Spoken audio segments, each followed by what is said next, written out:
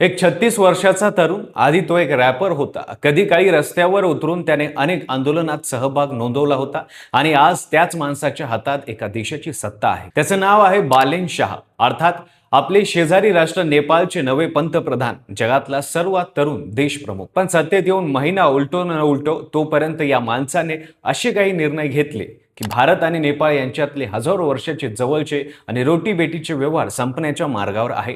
नेपाळ असं का करतोय आणि या प्रकरणात भारताने काय उत्तर दिलं ते आज आपण सविस्तर समजून घेऊया या व्हिडिओच्या माध्यमातून. नमस्कार, मी पंकज आणि तुम्ही पाहताय कसं काय. भारत आणि नेपाळ यांच्यातले संबंध समजून घ्यायचे असतील तर एकच शब्द पुरेसा आहे, रोटीबेटी.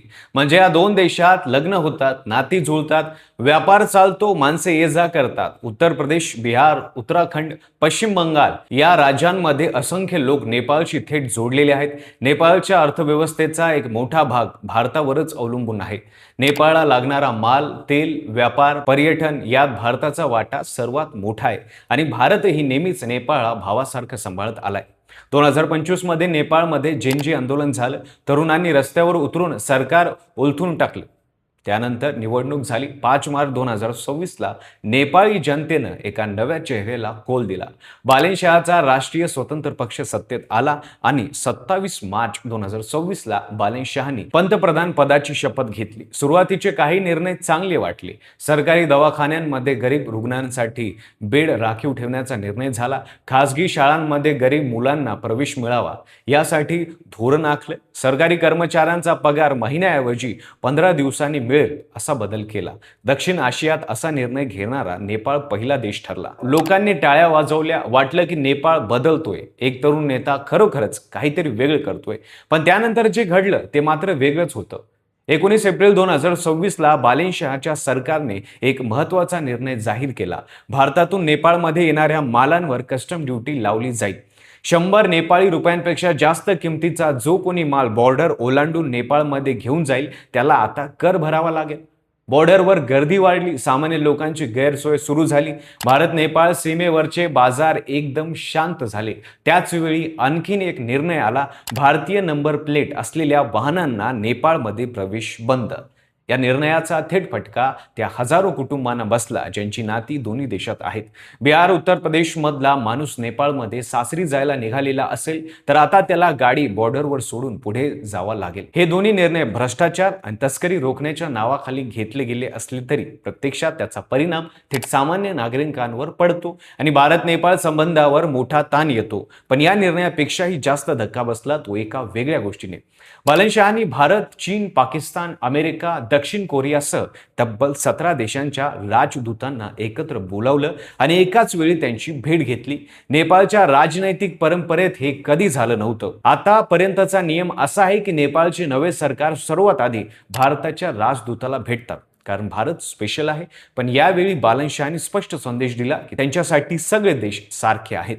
भारताने याला शांतपणे उत्तर दिलं, मोठी कारवाई केली नाही, कारण भारताला माहित आहे की थोरला भाऊ कधी धाकट्या भावावर मोठी कारवाई करत नाही. पण एक छोटासा पण नेमका शॉक द्यायचं ठरवलं. भारताने जाहीर केलं की आता नेपाळी नंबर प्लेटच्या कुठल्याही वाहनांना भारतात पेट्रोल किंवा डिझेल मिळणार नाही.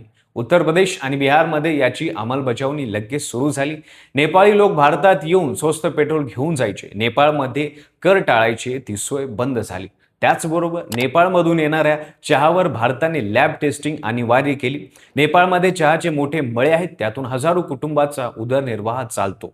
आता तो चहा भारताच्या नियमांमध्ये बसला तरच घेतला जाईल असं सांगण्यात आलं.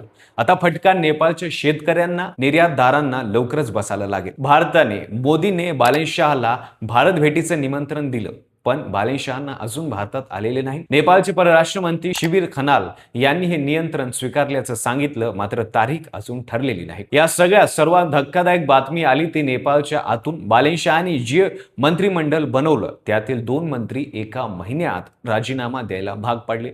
पहिले होते दीपक कुमार शाह. त्यांची स्वतःच्या पत्नीला एका महत्त्वाच्या सरकारी पदावर बसवलं. लगेच जनरोष उसळला आणि राजीनामा द्यायला लागला. दुसरे होते सुदाम गुरुंग, जे जेनजी आंदोलनाचा चेहरा असलेले. या माणसाला गृहमंत्री केलं होतं, पण काही व्यापाऱ्यांसाठी त्यांनी लॉबिंग केल्याचे आरोप झाले आणि त्यांनाही राजीनामा द्यावा लागला. ज्या तरुणांनी रस्त्यावर उतरून जुन्या राजकारण्यांना घरी बसवलं त्यांनी निवडून दिलेल्या नव्या सरकारांच्या मंत्र्यावरच असे आरोप होणे हे नेपाळी जनतेला फार मोठी चपराक आहे. जेनजी आंदोलनाने सत्ता बदलली, पण माणसाचा स्वभाव बदलता येत नाही, हे या घटनेने पुन्हा सिद्ध केले. नेपाळमध्ये पुन्हा अस्वस्थता वाढू लागली. भारताने अजून मोठा हल्लाबोल केलेला नाही, कारण भारताला माहीत आहे की ही वेळ आलीच तर नेपाळला भारताकडेच परतावं लागेल. चीन पैसे देतो, रस्ते बांधतो, पण भारत जे देतो ते चीन कधीच देऊ शकत नाही.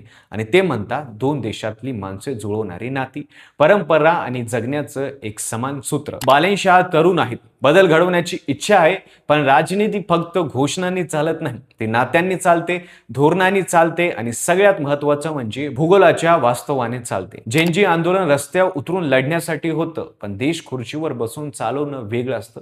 बालेनशाहांना हे लवकरच कळेल का? नाहीतर नेपाळमध्ये लवकरच दुसरं आंदोलन उभं राहू शकतं. ते कुणाविरुद्ध असेल याचा विचार तुम्ही करा.